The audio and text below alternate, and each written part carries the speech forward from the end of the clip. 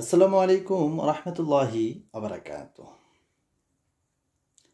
একজন পুলিশ কর্মকর্তা এই যে সানজিদা,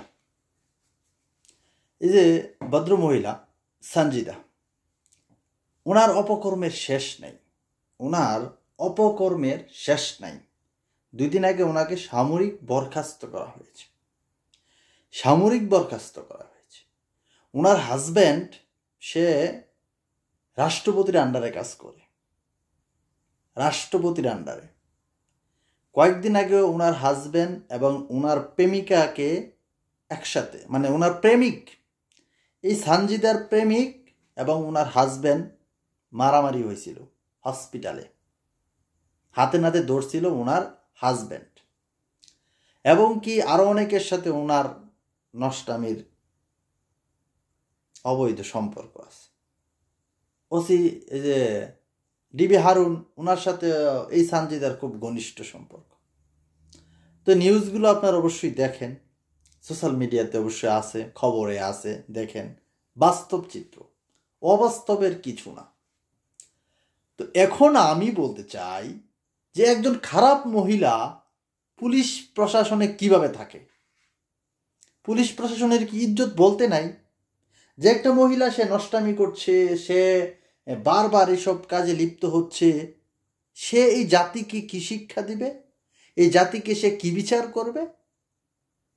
তার ভিতরে যদি নৈতিকতা না থাকে, তার ভিতরেই যদি আইন বিষয়ক কিছু না থাকে, তো সে এই পুলিশ কর্মকর্তা সে বিভিন্ন পদে পদে গেছে। তো এই যে পুলিশ কর্মকর্তা সে আমাদেরকে কি করবে? কি করবে? সে কি দেশের কোনো কাজে আসবে? সে নিজেই একটা অপরাধী, সে নিজেই একটা অপরাধী। এই যে ওনাকে কেন বরখাস্ত করা হয়েছে? ওনাকে বরখাস্ত করা হয়েছে উনি সাবেক আইনমন্ত্রী আনিসুল হক এবং সালমান এফ রহমানকে মামলা থেকে অব্যাহতি।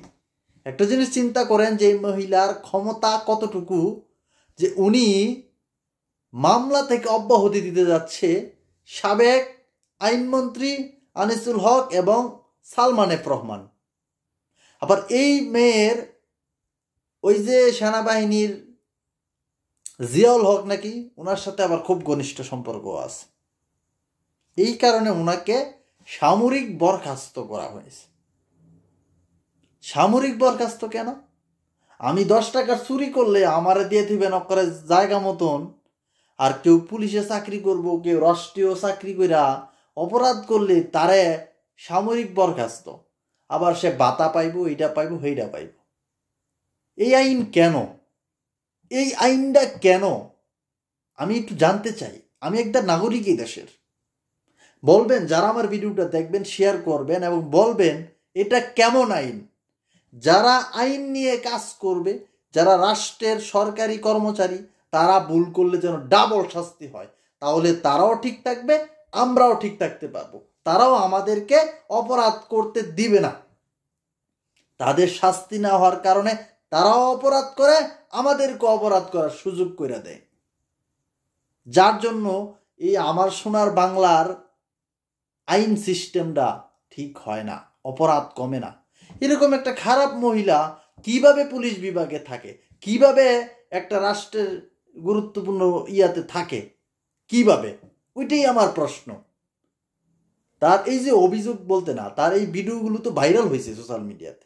কয়েকদিন আগে যে ছাত্রলীগ এক ইয়া নিয়া, ওনার হাজবেন্ড নিয়ে মারামারি হয়েছে হসপিটালে।